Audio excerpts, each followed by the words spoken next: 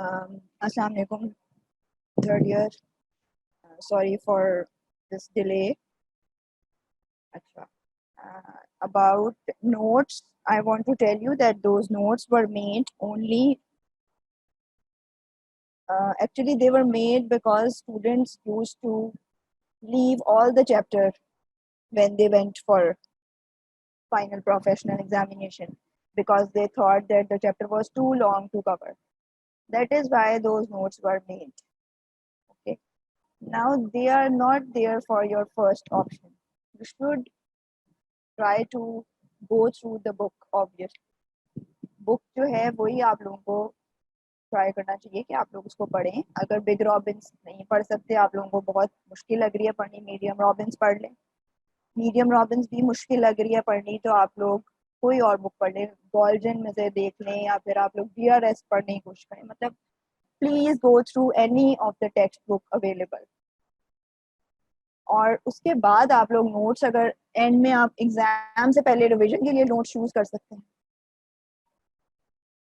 क्योंकि obviously notes में सारी चीज़ें नहीं लिखी हुई होती, बहुत सारी चीज़ें नोट्स के अंदर नहीं है. ठीक है. अच्छा, अब ये जो एक स्टूडेंट ने पूछा है कि उसको ग्रेडिंग और स्टेजिंग की समझ नहीं आई. ग्रेडिंग और स्टेजिंग हम लोग रिपीट कर लेते हैं.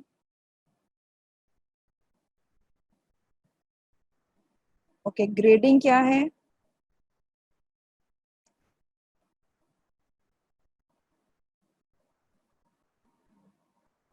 ग्रेडिंग और स्टेजिंग एक्चुअली दो डिफरेंट modalities हैं which are used to classify a tumor clinically.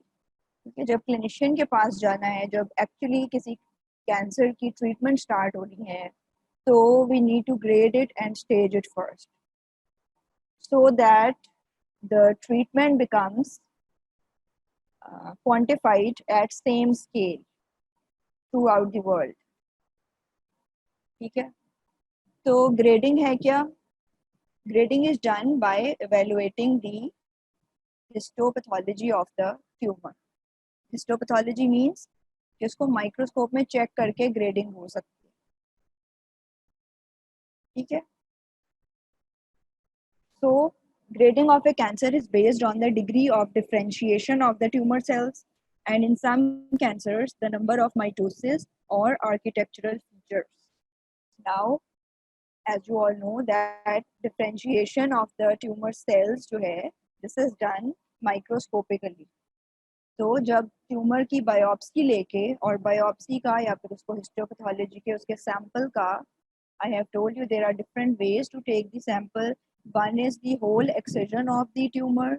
Second is कि उसकी फाइन नीडल एस्पायरेशन बायोप्सी हो सकती है, FNAC जिसको कहते हैं. ठीक है.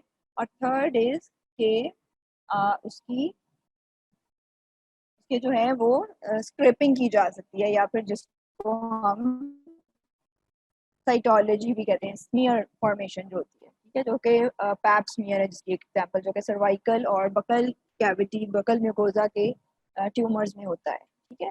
तो after taking that sample, those cells are examined under the microscope to find out what is the degree of differentiation of the tumor cells. Differentiation का आप लोगों को पता होगा, शुरू में हम लोगों ने पढ़ा था कि differentiation is the extent to which a tumor cell resembles its normal counterpart. जितना ज़्यादा वो resemble करेगा normal से, it means it is well differentiated. और जितना कम उसकी resemblance होती जाएगी, we will say that it is poorly differentiated.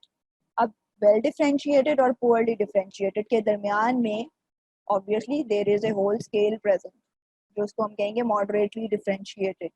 अब वो moderately differentiated जो है, that can be towards well differentiated and that can be towards poorly differentiated as well.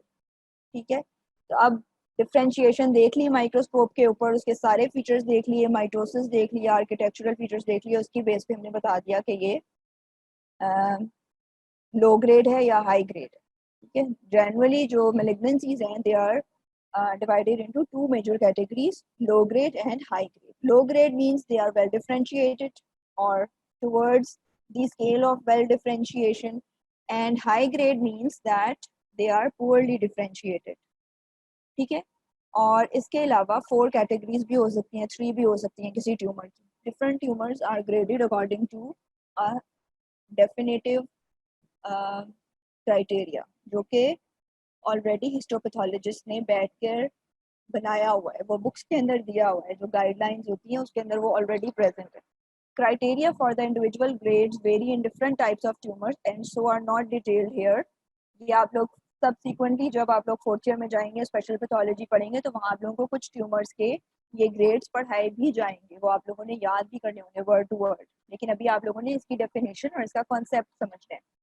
But all attempt in a sense to judge the extent to which the tumor cells resemble or fail to resemble their normal counterparts.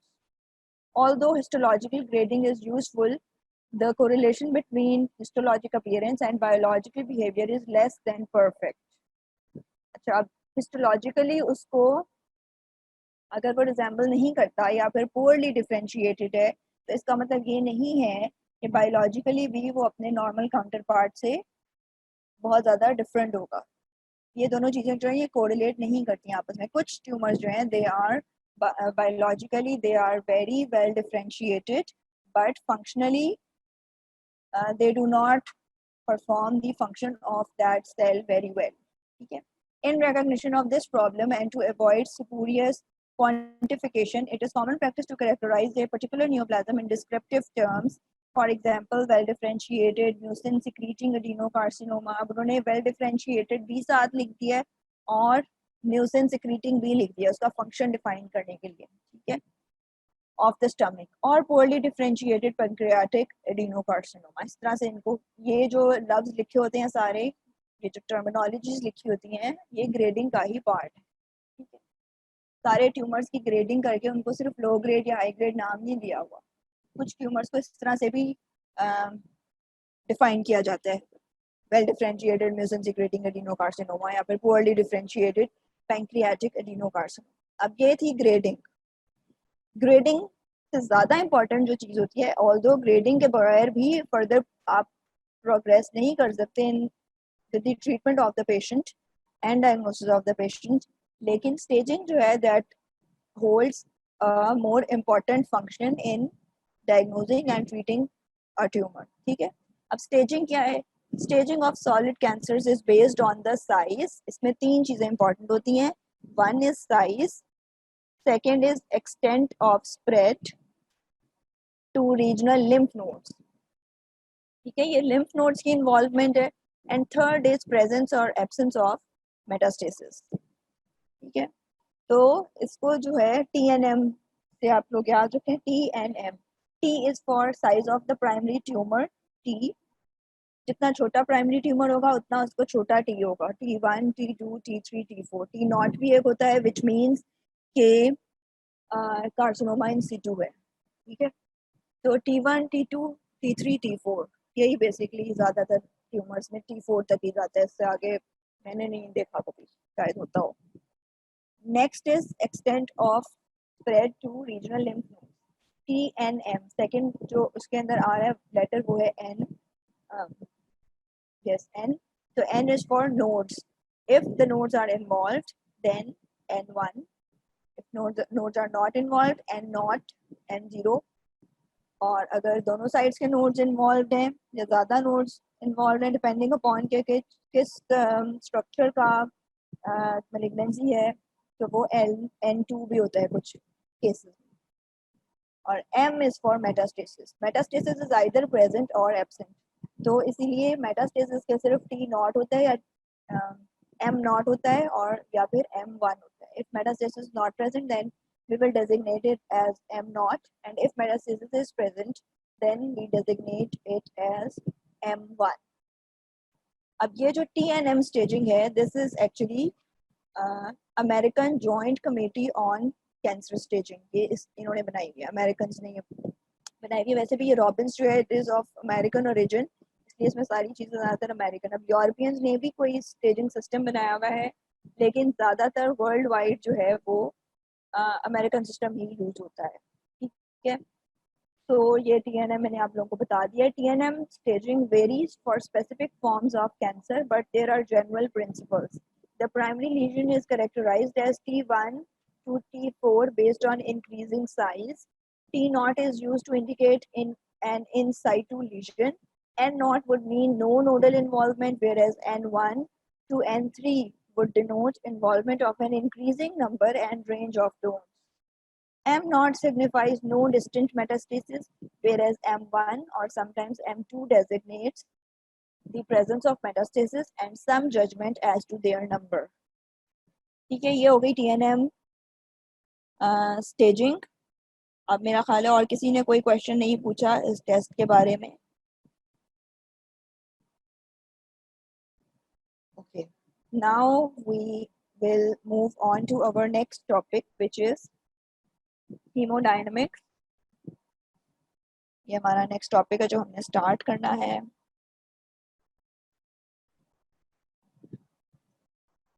Mick oncogenes बहुत ज़्यादा important है। Mick oncogenes के कई functions हैं। आप लोगों ने देखा है कि वो एक तो ऑन्कोजीन है ही, सिग्नल ट्रांसडक्शन पाथवे में उसका रोल है, फिर उसके बाद उसका एपोप्टोसिस में रोल है, और इसके अलावा उसका वॉरबर्ग इफेक्ट में भी रोल है। तो इसके 3 जगहों पर डिफरेंट रोल्स हैं। इसके अलावा भी रोल्स हैं, लेकिन मुझे इस वक्त यही सबसे 3 इंपॉर्टेंट याद आ रहे हैं। तो मिक ऑन्कोजीन आप लोगों ने नहीं छोड़नी, किसी भी सूरत ज़रूर करनी है, बहुत इंपॉर्टेंट। मिक हो गई, आरबी हो गई, ये वाली जीन्स जो हैं ये ज़्यादा इंपॉर्टेंट है। मैंने सोचा था मैं आप लोगों को एक दफ़ा इसमें से इम्पोर्टेंट वो बता दूंगी चीज़ें जो करनी है।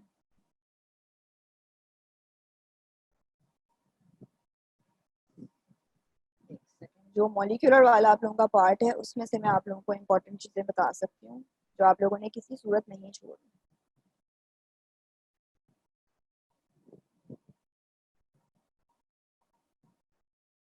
सबसे पहले तो जो इनिशियल वाला पोर्शन है जिसके अंदर डिफरेंशिएशन और नोमेनक्लेचर दिया हुआ है, वो वाला पार्ट बहुत ज़्यादा इंपॉर्टेंट है। उसमें से तो आप लोगों ने कुछ भी नहीं छोड़ना। उसके बाद जब ये आप लोगों की एपिडेमियोलॉजी वाला पार्ट जो है ये ख़त्म होता है, इसमें से भी आप लोगों ने ये जो ऑक्यूपेशनल कैंसर्स हैं ये बिल्कुल नहीं स्किप करने, ये प्रॉफ में भी आ चुके हैं बहुत दफ़ा। ठीक है, क्रॉनिक इन्फ्लेमेटरी कंडीशंस हैं, इनमें से भी आप लोग 5-6 कंडीशंस का एटलीस्ट ज़रूर नाम याद करें। ओके, अच्छा, उसके बाद ये वाली पोर्शन इतना इम्पोर्टेंट नहीं है। इसमें से आप लोगों ने ये जो 4 classes of normal regulatory genes हैं, ये वाला पूरा पॉइंट ये आप लोगों ने बिल्कुल नहीं छोड़ना, इट इज़ वेरी इंपॉर्टेंट। ठीक है, और इसके अंदर ये वाली जो लाइन दी हुई है, non lethal genetic damage lies at the heart of carcinogenesis, ये डिफरेंट फॉर्म्स में MCQs में ये बात जो है ये पूछी जाती है। ठीक है, और इवन मैंने जो बाद में आप लोगों के एंट्रेंस एग्जामिनेशन होते हैं FCPS पार्ट 1, USMLE के स्टेप्स और प्लैब, इनमें भी ये वाली चीज़ जो है ये बहुत जगहों पर देखी है कि वो ये वाला क्वेश्चन पूछा होता है। ठीक है, तो नॉर्मल रेगुलेटरी जीन्स और ये ऊपर वाला पॉइंट, और उसके बाद ये वाली चीज़, this concept is very very important. Carcinogenesis results from the accumulation of complementary mutations in a stepwise fashion over time. ठीक है जी, और ये जो स्टेटमेंट मैंने अभी बताई है इसकी एक्सप्लेनेशन है ये वाली पूरी फिगर। आप लोग नीचे से चाहे पूरी डिटेल मत पढ़ें, लेकिन आप लोग ये फिगर और ये सारा जो टेक्स्ट है इसको पढ़ें। अगर समझ नहीं आता तो आप नीचे उसकी डिटेल में से आप लोग देख सकते हैं, लेकिन ये बहुत इंपॉर्टेंट कॉन्सेप्ट है। ठीक है, उसके बाद ये एपिजेनेटिक यहाँ पर म्यूटेशंस की डेफिनेशन दी हुई है, दैट इज़ वेरी इंपॉर्टेंट। और फिर ये हॉलमार्क्स आ जाते हैं। हॉलमार्क्स के नाम आप लोगों ने सारे बिल्कुल नहीं छोड़ने, सारे करने अच्छी तरह। हॉलमार्क्स करने के बाद इनके नाम पहले याद करें, उसके बाद आप लोग self sufficiency in growth signals, oncogenes. ठीक है, ऑन्कोजीन्स की डेफिनेशन है, प्रोटो ऑन्कोजीन्स और ऑन्कोजीन्स में डिफरेंस पता होना चाहिए। ठीक है जी, उसके बाद ये जो ऑन्कोजीन्स हैं इनमें से इंपॉर्टेंट ऑन्कोजीन्स आप लोगों ने नाम याद करने हैं और उनके फंक्शंस। उसके बाद आप लोगों ने ये वाली डायग्राम देखनी है गौर से, और इसको अंडरस्टैंड भी करना है, खाली देखना नहीं है, अंडरस्टैंड भी इसको आपने करना है अच्छी तरह। इसी में ही सारा कॉन्सेप्ट है ऑन्कोजीन्स। ठीक है, उसके बाद टेक्स्ट के अंदर जो एग्जांपल्स दी हुई हैं उन्होंने ग्रोथ फैक्टर्स अलग, जो oncogenes which are actually growth factors पहले उनके बारे में लिखा हुआ है, फिर ग्रोथ फैक्टर रिसेप्टर्स जो हैं ऑन्कोजीन्स, उनके बारे में कुछ एग्जांपल्स दी हुई हैं। तो ये जो एग्जांपल्स इन्होंने टेक्स्ट में दी हुई हैं, they are more common and also they are more important. ठीक है, तो इनको आपने बिल्कुल नहीं छोड़ना। और जो मैंने आप लोगों को हाईलाइट करवाए हुए हैं टेबल में से, वो भी एक्चुअली यही वाले हैं जो टेक्स्ट के अंदर दिए हुए हैं जिनके नाम। इसमें से जैसे ये HER2 वाली एग्जांपल है, ये बहुत बहुत बहुत इंपॉर्टेंट है। डाउनस्ट्रीम सिग्नलिंग पाथवेज हैं, RAS म्यूटेशन वेरी इंपॉर्टेंट।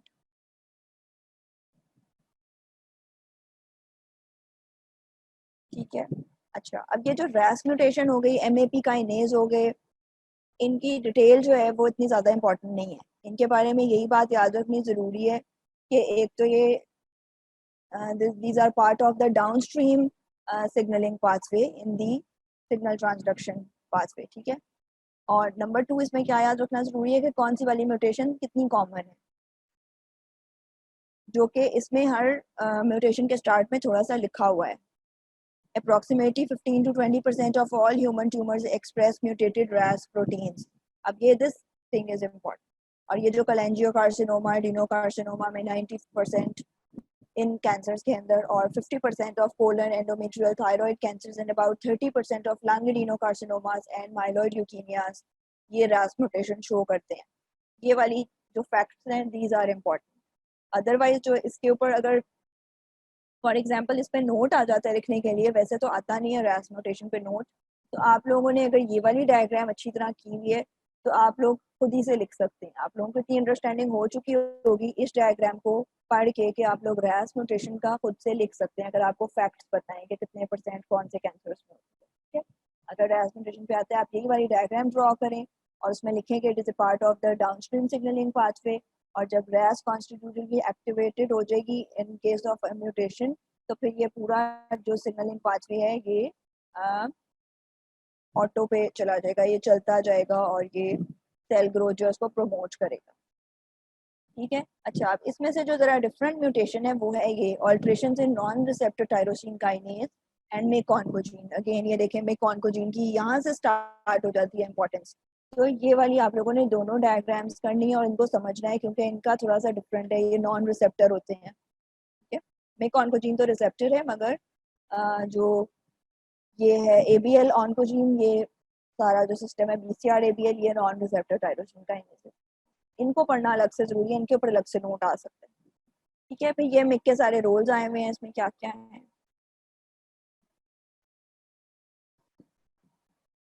अच्छा, अब वो जो फर्स्ट वाले पहले जो पढ़ा है उसमें से सबसे ज्यादा उनकी डेफिनेशंस इंपॉर्टेंट है ऑन्कोजीन्स एंड प्रोटो ऑन्कोजीन्स की, लेकिन ये जो ट्यूमर सप्रेसर जीन्स हैं इनमें ज्यादा थ्योरी इंपॉर्टेंट है। टू हिट हाइपोथेसिस बहुत इंपॉर्टेंट है, RB जीन के फंक्शंस बहुत इंपॉर्टेंट हैं, ये वाली डायग्राम बहुत इंपॉर्टेंट है। ठीक है, और ये वाली भी, क्योंकि इसमें फंक्शन पूरा बताया हुआ है उसका RB जीन का। उसके बाद TP53 है, TP53 के ऊपर भी ऐसा जो अलग से नोट आप लोगों को मुश्किल ही आए, लेकिन आप लोगों को इसके फंक्शंस सारे पता होने चाहिए, क्योंकि TP53 जो है ये बहुत सारे इसके भी रोल्स हैं इन कार्सिनोजेनेसिस। ठीक है, तो इसके आप लोग फंक्शंस पढ़ें, इसकी वाली डायग्राम करें, तो आप कोई भी क्वेश्चन अटेम्प्ट कर सकते हैं। डायग्राम का मतलब है कि डायग्राम भी याद हो अच्छी तरह, और ये जो नीचे इसके डिटेल लिखी हुई है ये भी याद हो, इसी में ये सारा कुछ कवर हो जाता है।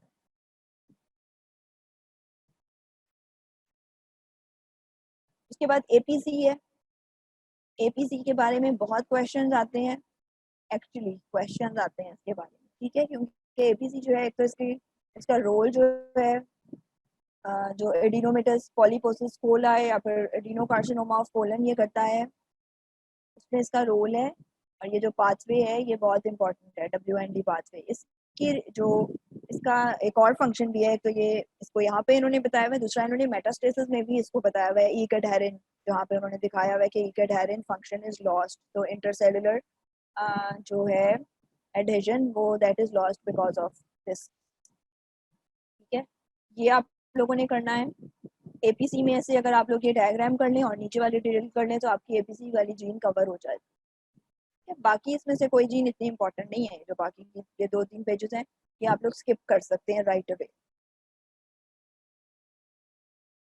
उसके बाद ये वॉरबर्ग इफेक्ट इंपॉर्टेंट है काफ़ी, ठीक है। और वॉरबर्ग इफेक्ट के अंदर आप लोगों को अगेन उसकी डेफिनेशन पता होनी चाहिए एंड हाउ इट फंक्शंस, ज़्यादातर यही क्वेश्चन आता है। और ये जो हाउ इट फंक्शंस का आंसर क्या है, वो ये है कि ये वाली तीन म्यूटेशंस होती हैं। एक तो phosphoinositol 3 kinase AKT pathway signalling में, then receptor tyrosine kinase activity में, और नंबर 3 मिक मिक की म्यूटेशन। ये तीन आप लोगों को पता होने चाहिए और यही आप लोगों ने लिखने हैं अगर इसके बारे में क्वेश्चन आएगा।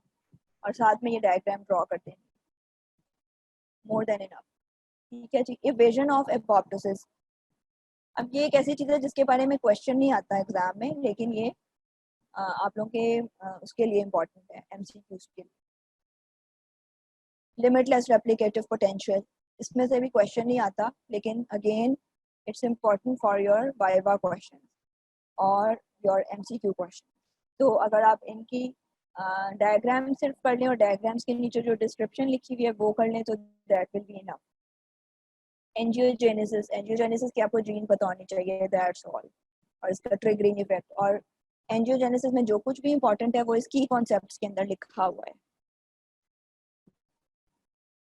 इन्वेजन एंड मेटास्टेसिस, ये एक इम्पॉर्टेंट टॉपिक है जो कि आप लोग बिल्कुल नहीं छोड़ सकते। इसमें आप लोगों ने ये डायग्राम भी अच्छी तरह करनी है, डिटेल भी अच्छी तरह करनी है, इसकी जीन्स भी इम्पॉर्टेंट है, इसका पाथवे भी इम्पॉर्टेंट है, स्टेप्स भी इम्पॉर्टेंट है, ये वाले जो इसकी थ्योरीज हैं ये भी इम्पॉर्टेंट है। इवेजन ऑफ होस्ट डिफेंस, अब ये भी एक ऐसा टॉपिक है जो कि पूरा इम्पॉर्टेंट है, क्योंकि इसके अंदर पहले बताया हुआ है कि एक तो ये वाला टेबल है और इस टेबल के अंदर सारी की सारी ट्यूमर एंटीजेंस नहीं दी हुई, नीचे डिस्क्रिप्शन के अंदर और भी दी हुई है 3-4, तो आप लोगों ने नीचे में से भी देख के करनी है, सारी कंप्लीट कीजिएगा, छोड़िएगा मत, ठीक है। और एंटी ट्यूमर इफेक्टर मैकेनिज्म्स, अच्छा ज़्यादातर इसमें से ट्यूमर एंटीजेंस के ऊपर नोट आ सकता है, इफेक्टर मैकेनिज्म्स के ऊपर नोट आ सकता है, और इम्यून सर्वेलेंस एंड एस्केप, ये तीनों एक इंडिपेंडेंट क्वेश्चंस हैं, तीनों में से कुछ भी क्वेश्चंस आ सकते हैं, तो ये भी एक इम्पॉर्टेंट। जिनोमिक इंस्टेबिलिटी आ गया, इसमें से आप लोगों को सिर्फ और सिर्फ इसकी डेफिनेशन करनी है, और डेफिनेशन इसकी बहुत आसान है, इससे आप लोगों ने कंफ्यूज नहीं होना। जिनोमिक इंस्टेबिलिटी कुछ भी नहीं है, सिर्फ जिनोमिक इंस्टेबिलिटी क्या होती है कि there are different systems in our cells which are present to damage any to repair any damages done in DNA, ठीक है। जब सेल डिवाइड हो रहे हैं या फिर रेडिएशन एक्सपोजर से, अल्ट्रावायलेट रेज के एक्सपोजर से, केमिकल कार्सिनोजेंस के एक्सपोजर की वजह से our DNA is getting damaged all the time. उस डीएनए को रिपेयर करने के लिए there are natural mechanisms in our cells, those mechanisms when those mechanisms get disturbed themselves, तो उससे जो फिनोमेना अराइज होता है that is known as genomic instability, ठीक है। और इसकी एग्जांपल्स क्या हैं, इसकी यही एग्जांपल्स हैं, xeroderma pigmentosum, hereditary non polyposis colon cancer syndrome, diseases with defects in DNA repair by homologous recombination। ये आप लोग सिर्फ इसमें से जो सिस्टम डिस्टर्ब होता है उसको आप लोग हाईलाइट कर लें एक ही दफ़ा। फॉर एग्जांपल जीरोडर्मा पिगमेंटोसम के अंदर न्यूक्लियोटाइड एक्सीजन रिपेयर सिस्टम जो है दिस इज लॉस्ट, तो इसमें आप लोगों को इतनी बात याद रखनी इनफ है। इसके ऊपर क्वेश्चन एज सच नहीं आता, ये भी MCQs में आते हैं इसके क्वेश्चन। अब नेक्स्ट जो कैंसर इनेबलिंग इन्फ्लेमेशन है और dysregulation of cancer associated genes है, और ये वाले सारे टॉपिक्स जो हैं अगर किसी को इंटरेस्ट है तो वो पढ़ ले, otherwise they are not important at all. Epigenetic changes की एग्जांपल्स आप लोगों को पता होनी चाहिए, और एपिजेनेटिक चेंजेस होती क्या है, ये जेनेटिक मटेरियल के अंदर चेंजेस नहीं होती बल्कि डीएनए मिथाइलेशन में और हिस्टोन में, which are actually not part of our genetic makeup, इनके अंदर जो चेंजेस होती हैं they are known as epigenetic changes and they can also lead to certain malignancies, not directly but indirectly, ये इनकी इंपॉर्टेंस है। तो इनको भी आप लोग सिर्फ इसकी आपको नाम पता होने चाहिए कि मिथाइलेशन एंड हिस्टोन के अंदर जो चेंजेस हैं they are known as epigenetic changes, और इसकी मतलब क्या है। Now molecular basis of multi step carcinogenesis, ये वाली डायग्राम ये बहुत इंपॉर्टेंट है। जैसे आप लोगों को वो शुरू में दिखाई थी वो उसी तरह ये वाली भी बहुत इंपॉर्टेंट है। इसकी आप लोग एक दफ़ा सिर्फ रीडिंग कर लें और ये डायग्राम करके ये नीचे सारा फिगर के नीचे जो डिटेल लिखी हुई है ये आप लोग करें तो आप लोगों का टॉपिक कवर हो जाएगा ये वाला। ठीक है जी, ये मैंने आप लोगों को हॉलमार्क्स के बारे में बताना था। बाकी के जो कार्सिनोजेनिक एजेंट्स हैं, केमिकल कार्सिनोजेनेसिस, माइक्रोबियल, ये सारे इंपॉर्टेंट ही हैं, इनको आप लोग स्किप नहीं कर सकते। इनको आप लोग सिर्फ ये कर सकते हैं कि आप लोग किसी छोटी किताब में से कर लें, इसमें ज़्यादा से ज़्यादा ही हो सकते हैं। और क्लिनिकल एस्पेक्ट्स जो है उसमें डायग्नोसिस के जो सारे दिए हुए वो काफ़ी लेंथी दिए हुए, उनको भी आप लोग शॉर्ट बुक में से पढ़ सकते हैं, लेकिन आप लोग उनको ऑल टुगेदर स्किप नहीं कर सकते। और जो बिल्कुल लास्ट वाला टॉपिक है tumour markers wala, that is very important. Tumor markers are very often asked in exams and in viva as well. तो वो आप लोग स्किप नहीं करेंगे, वो वाला टेबल भी आप लोग जरूर करेंगे और उसके आप लोगों ने वो भी जरूर करने हैं, डेफिनेशन भी उसकी जरूर करनी है। Okay, now we are done with this finally, and now we are going to start our next topic, which is hemodynamics. Haemodynamics जो वर्ड है इसी से ही पता चल जाता है कि इसका मतलब क्या है।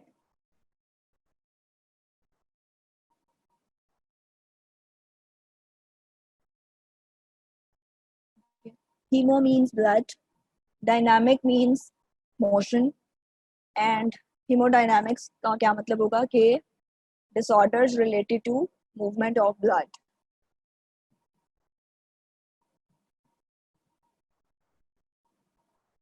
This is a relatively easier and more interesting topic, I think. इतना ड्राई नहीं है ये, तो आप लोगों को ज़्यादा मज़ा आएगा इस टॉपिक का। और इसके अलावा कि इसकी बैकग्राउंड आप लोगों ने थोड़ी पढ़ी भी हुई है, थोड़े से टॉपिक्स, तो आप लोगों को ईजी भी होगा to understand. So the first hemodynamic disorder and the most common one is edema and effusions. Now, what is edema and what is effusion? पहले हम बहुत दफ़ा ये चीज़ें पढ़ चुके हैं. I'm going through them very rapidly. So, what is edema? It is abnormal accumulation of free fluid in interstitial spaces. And when this free fluid accumulates in the cavities, then it is known as effusion. Oedema और effusion में यही दो बातें हैं जो आप लोगों ने याद रखनी है। इन्हीं के ऊपर स्टूडेंट्स ज़्यादातर कंफ्यूज होते हैं कि उनको पता ही नहीं चलता एंड तक, इवन फाइनल ईयर में पहुंच जाते हैं, हाउस जॉब में चले जाते हैं, तो ये नहीं पता होता कि एडिमा क्या है और इफ्यूजन क्या है। तो ये आप लोगों ने कभी नहीं भूलना कि इंटरस्टिशियल स्पेसेस में अगर है तो that is known as oedema, and if it is present in serous cavities then it is known as effusion. What happens in normal conditions?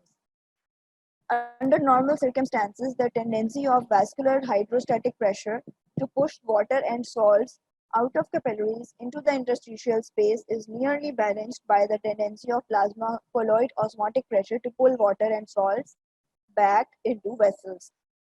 And this is the major force which keeps the fluid inside the blood vessels. There is usually a small net movement of fluid into the interstitium, but this drains into lymphatic vessels and ultimately returns to the bloodstream via the thoracic duct, keeping the tissue dry. Elevated hydrostatic pressure, which is the pressure, which is hydrostatic pressure is the force which is exerted by the fluid present inside the blood vessels um, on the walls of the vessels. Okay? Pressure is defined as force per unit surface area. So hydrostatic pressure will be defined as the force that is exerted by the fluid present inside the blood vessels per unit surface area of the blood vessel. Okay?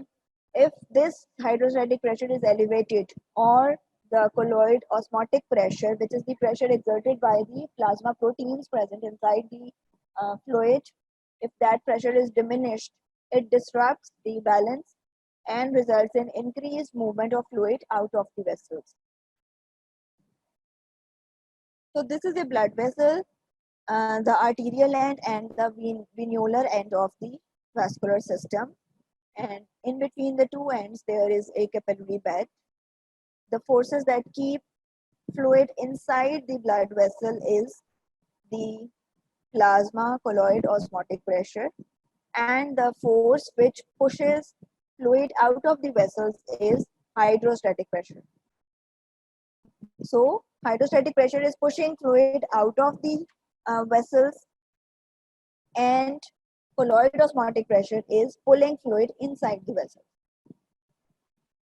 The two forces are balanced, and the result is that most of the fluid remains inside the vascular system.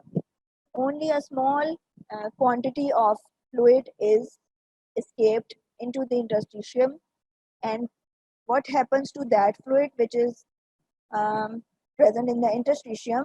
It is filtered by the lymphatic channels, and those lymphatic channels ultimately drain it into the via the thoracic duct into the subclavian vein.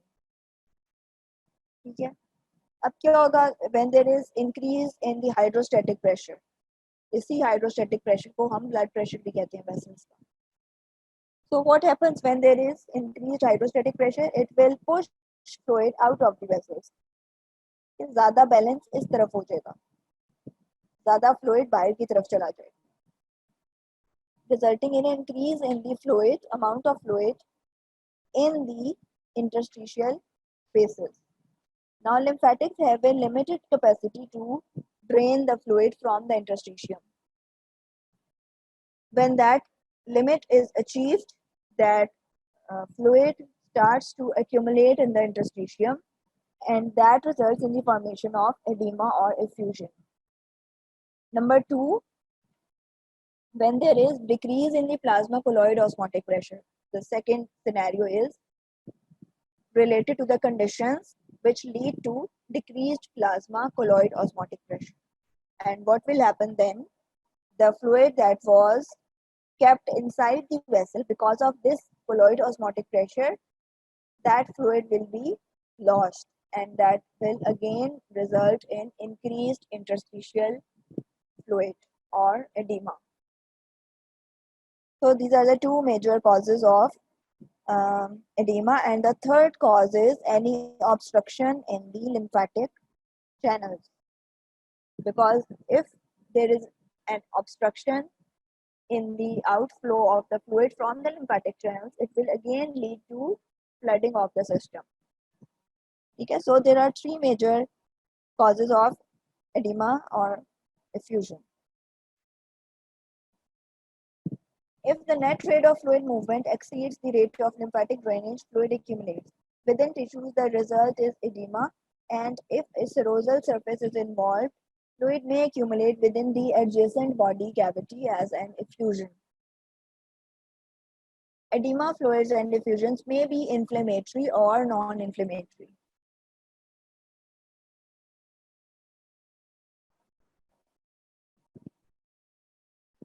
Inflammation-related edema and effusions are protein-rich exudates that accumulate due to increases in vascular permeability caused by inflammatory mediators. ठीक है?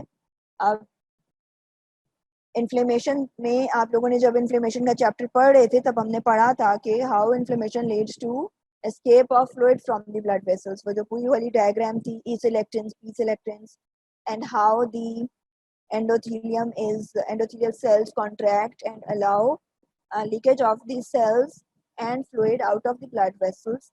All that sequence of events results in formation of edema or effusion. Usually inflammation associated edema is localized to one or a few tissues, but in systemic inflammatory states such as sepsis that produce widespread endothelial injury and dysfunction, generalized edema may appear, often with severe consequences. Okay, now what is the importance of this thing?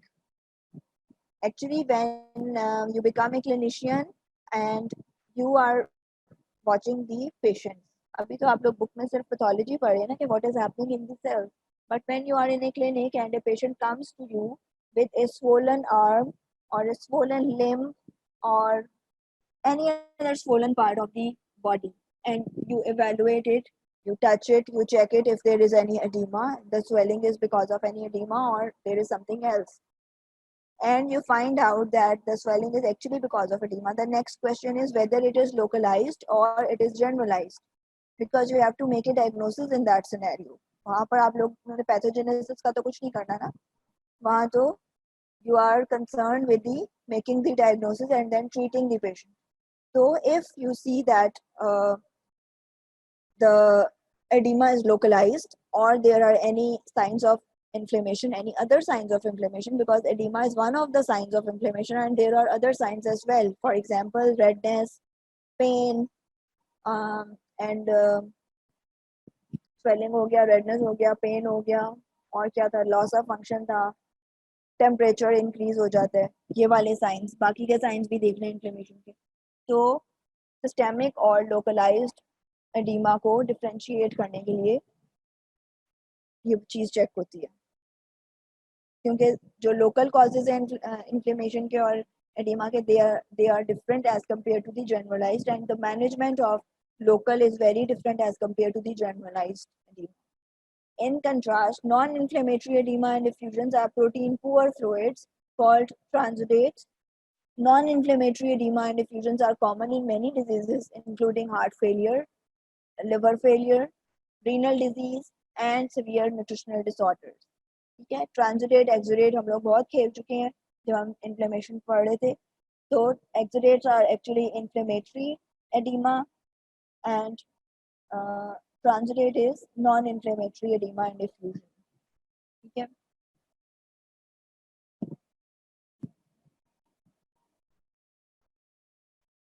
Now, actually, I have already told you the causes of edema, so let's move on. There are four major causes of edema. First is increased hydrostatic pressure. Second is reduced plasma osmotic pressure or colloid oncotic pressure. Third is sodium and water retention. And fourth is lymphatic obstruction. Okay. Take some time to absorb these four causes of edema. Three of them we have already discussed. Sodium and water retention is another one which you have already covered in very much detail in your physiology books. आप लोगों को मेरे से ज़्यादा इसकी आती होगी detail sodium and water retention की.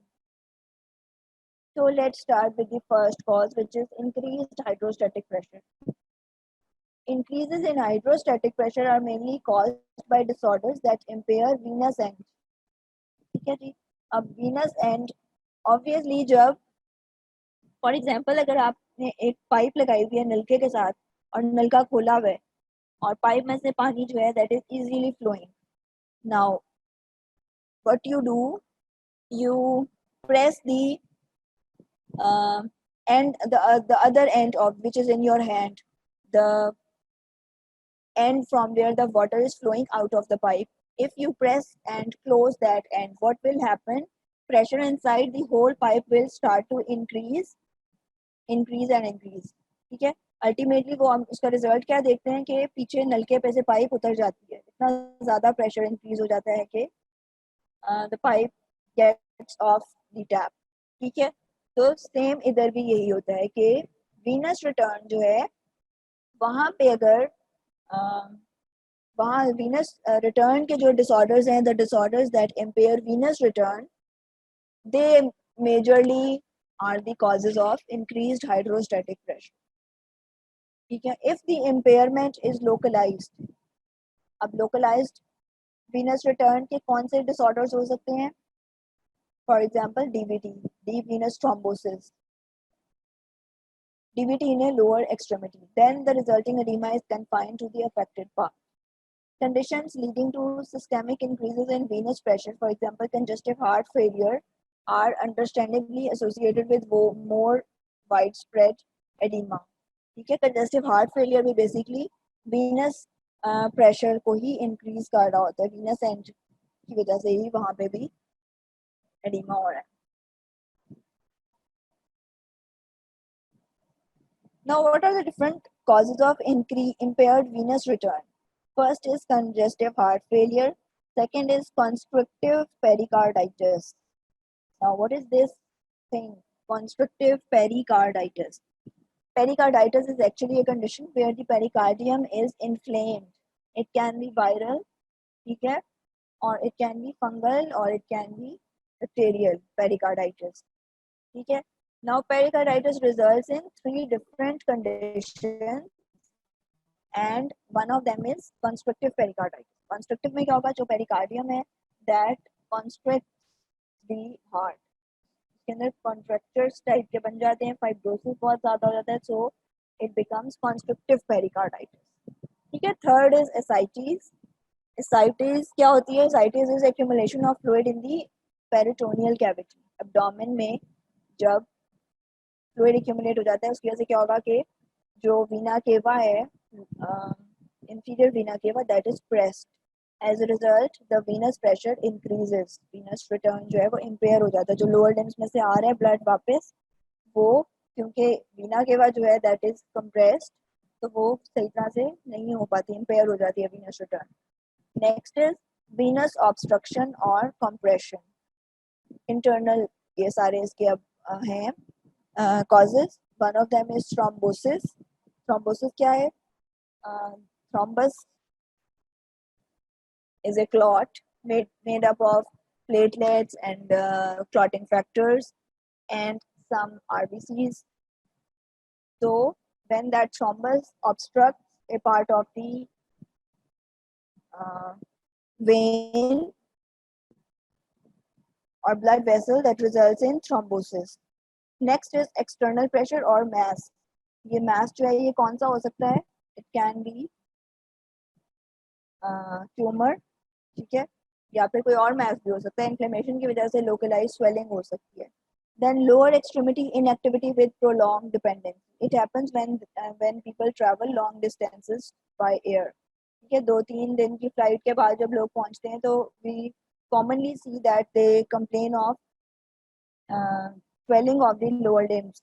So that is because of impaired venous return. Okay, so these are the causes of impaired venous return. Next is arteriolar dilation. Arteriolar dilation से क्या होगा? Again, venous return जो है वही उससे भी हो रहा होता है compromise, क्योंकि arterioles अगर dilate हो जाएंगे, the blood will start to pool in the arterioles. तो vein के अंदर नहीं जाएगा, pressure कम हो जाएगा, और that will result in impaired venous return. Hydrostatic pressure eventually increase होना शुरू हो जाएगा. पहले decrease होगा और फिर जब arterioles के अंदर बहुत ज़्यादा blood pool होना शुरू हो जाएगा तो फिर वो later on it will increase. And this happens in heat and in neurohumoral dysregulation. ठीक है. Next causes, this was increased hydrostatic pressure. Next cause of edema and effusion is reduced plasma osmotic pressure. Under normal circumstances, albumin accounts for almost half of the total plasma protein. It follows that conditions leading to inadequate synthesis or increased loss of albumin from the circulation are common causes of reduced plasma oncotic or osmotic pressure. Reduced albumin synthesis occurs mainly in severe liver diseases, for example, end-stage cirrhosis and protein malnutrition. ठीक है जी. Cirrhosis जो है वो क्या है? When liver cells have died and they are replaced by fibrosis. So this stage of liver damage or liver disease is known as cirrhosis. ठीक है. और क्योंकि obviously liver cells जो हैं they are damaged, so there will be no one to produce albumin. So this will result in reduced albumin synthesis. और secondly जो protein malnutrition है, obviously अगर रॉ मटेरियल ही नहीं अंदर जाएगा तो प्रोटीन कहाँ से बनेगी, एल्ब्यूमिन कहाँ से बनेगी. ठीक है. अगर इसीलिए जब कोई इस तरह का पेशेंट होता है उसको एडवाइस करते हैं to eat egg whites because egg whites are rich in albumin. Cause of albumin loss is the nephrotic syndrome, in which albumin leaks into the urine through abnormally permeable glomerular capillaries. ठीक है. दो causes ये थी. Number one, decreased synthesis due to liver disease and protein malnutrition. Second is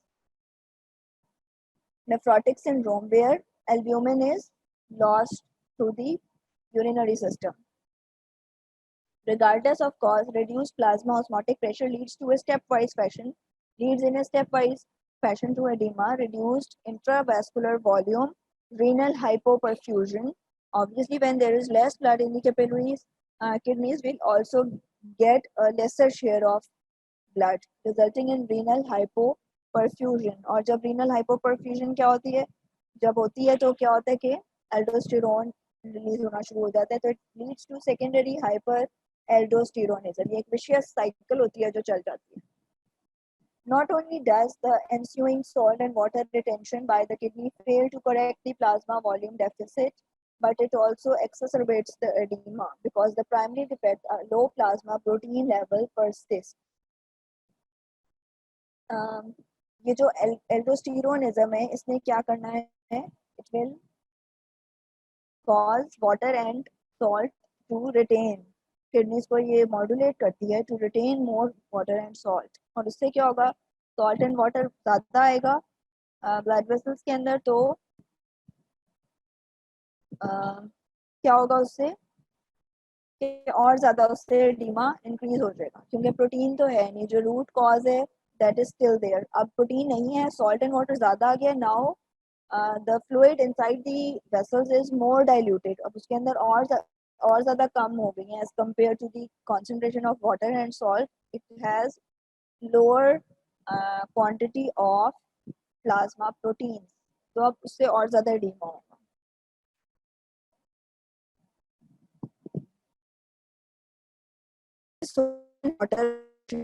अगर हम कोई question हैं तो you can ask. I think I will continue with this in my next lecture.